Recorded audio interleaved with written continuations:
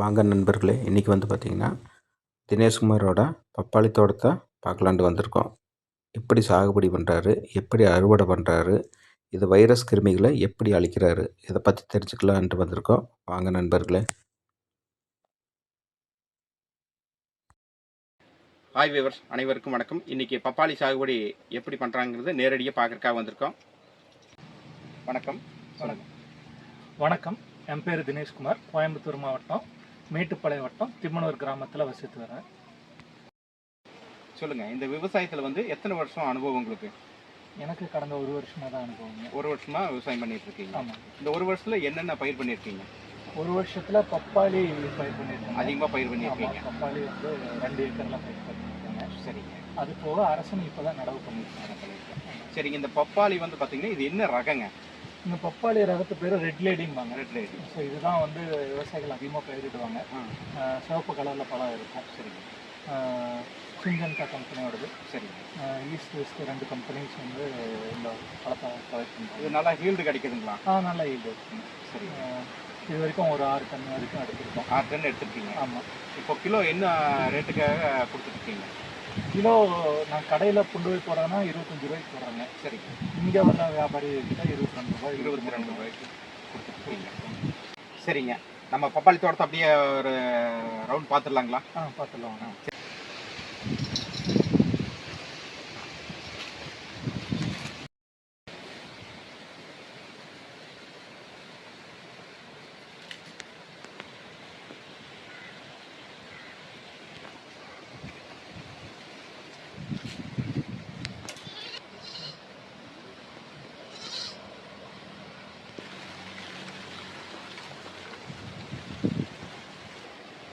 மார்க்கெட்டில் பார்த்துட்டிங்கன்னா இந்த மாதிரி முகம் வந்திருக்கிற ரகத்தை தான் அதிகமாக எடுப்பாங்க.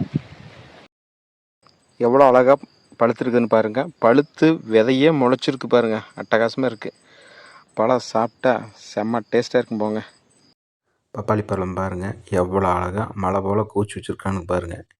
இன்றைக்கி வந்து பார்த்திங்கன்னா 500 கிலோ ஆர்டர் வந்து இன்றைக்கி வந்திருக்குங்க. அதுக்காக அறுவடை பண்ணியிருக்கு. ஊட்டியிலேருந்து ஒரு நபர் வந்து பார்த்திங்கன்னா ஆர்டர் கொடுத்துருக்காருங்க. நேரடியாக நீங்களே பாருங்கள்.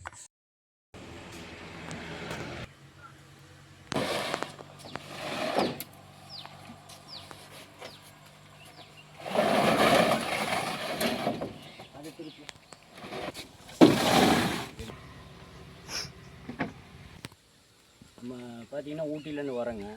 இந்த பைனாப்பிள், பப்பாளி இந்தமாரி எல்லாம் வியாபாரம் பண்ணுறது. இப்போ அண்ணன்ட்ட தான் வந்துட்டு பப்பாளி வாங்கியிருக்குங்க. எப்போவுமே மாமூலாக பார்த்தா ஒரு அரை டன்னு 1 டன்னு அப்படி வாங்குவோம். இதோ எல்லாம் ஏறி பாருங்க சரக்கெல்லாம். எப்போவுமே அவர்கிட்ட தான் வாங்குறது. நல்ல பொருளாக தராப்பில் நல்லா இருக்குங்க.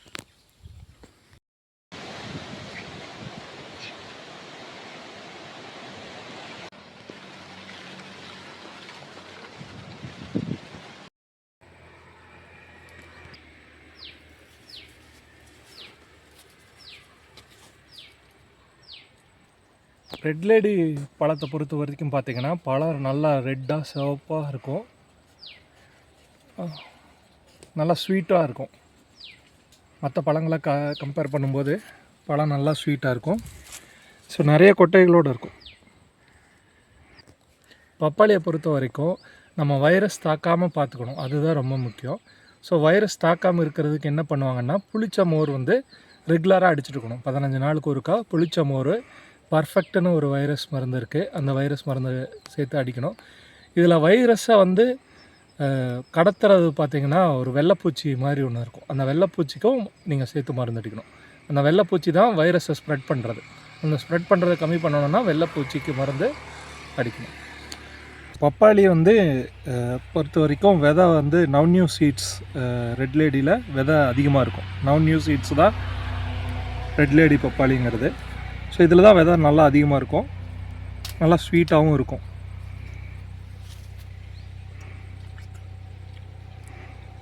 நல்லா ஸ்வீட்.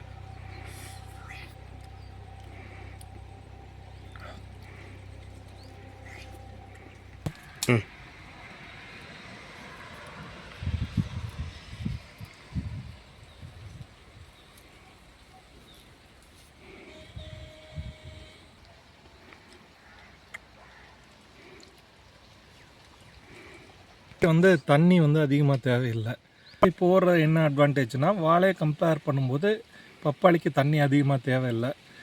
அப்புறம் பன்னிகள் இருக்கு இல்லையா, அந்த பன்னிக்கு நம்ம காவல் இருக்கணுங்கிற அவசியம். இந்த காட்டு பன்னிகளுக்கெல்லாம் காவல் இருக்கணுங்கிற அவசியம் இல்லை. காட்டு பன்னிகள் வந்து பப்பாளி தோட்டத்துக்குள்ளேயே வந்து தோண்டிகிட்டு இருக்கோம். நாங்கள் தோண்டினாலும் அதை விட்டுடுவோம், அப்படியே விட்டுடுவோம். எங்களுக்கு வந்து பில்லு பிடுங்குற செலவு மிச்சம், பன்னி வந்து களை எடுக்குதுன்னா. ஸோ அது வந்து ஒரு பெரிய பிரச்சனையாக இருக்காது. இது இயற்கையோட இயந்த வாழ்வாக இருக்கும். இன்றைக்கி வந்து பார்த்திங்கன்னா 200 கிலோ வந்து பார்த்திங்கன்னா அறுவடை பண்ணியிருக்குதுங்க. ஒவ்வொரு கண்டெய்னரில் வந்து பார்த்திங்கன்னா 20லேருந்து 25 பழம் வரைக்கும் பிடிக்குது. ஒவ்வொரு கண்டெய்னரில் வந்து பார்த்திங்கன்னா அடுக்கியே அழகாக நீட்டாக சின்ன காயிலேருந்து பெரிய காய் வரைக்கும் அடுக்கி விட்டு போட்டு, அதுக்கப்புறம் வந்து பார்த்திங்கன்னா நம்ம ஒவ்வொரு கண்டெய்னரை எடை வச்சோம்னா ஒவ்வொரு கண்டெய்னரும் வந்து பார்த்திங்கன்னா 22 கிலோலேருந்து 23 கிலோ வரைக்கும் வெயிட் வருதுங்க. ஒவ்வொரு விவசாயம் வந்து பார்த்திங்கன்னா இந்த பழத்தை வந்து அறுவடை பண்ணுறதுக்கு வந்து பார்த்திங்கன்னா குறைஞ்சபட்சம் 150 நாள் உழைப்பு செலுத்தி வேர்வை சிந்தி பாடுபட்டால் தாங்க வந்து பார்த்திங்கன்னா நம்ம பழத்தை அறுவடை பண்ண முடியுங்க. இப்போ இந்த பழமெல்லாம் வந்து பார்த்திங்கன்னா வெளியூருக்கு எக்ஸ்போர்ட் பண்ணுறதுக்காக இந்த வியாபாரி வந்து பார்த்திங்கன்னா ஒரு நாள் விட்டு ஒரு நாள் வந்து பார்த்திங்கன்னா 200 கிலோலேருந்து 300 கிலோ வரைக்கும் இவர் வாங்கிட்டுருக்காருங்க.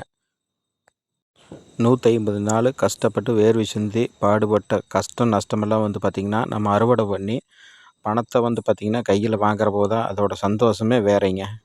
அது அனுபவமே வந்து பார்த்திங்கன்னா ஒவ்வொரு விவசாயிக்கும் தெரியும். அந்த அறுவடை பண்ணி கையில் பணம் வாங்குற போது அதோட சந்தோஷம், அந்த கஷ்டம் துன்பம் எல்லாமே மறந்து போயிருங்க. நிம்மதியான வாழ்க்கை விவசாயம் வந்து பார்த்திங்கன்னா பாருங்கள். விவசாயிக்கு வந்து பார்த்திங்கன்னா எண்ணற்ற மகிழ்ச்சி.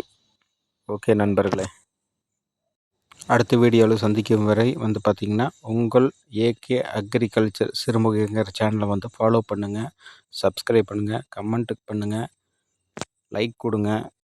ஒவ்வொரு வீடியோக்களும் வந்து பார்த்திங்கன்னா சரியான தகவலோட அடுத்த வீடியோவில் சந்திக்கலாம். உங்கள் ஆனந்த். பாய்.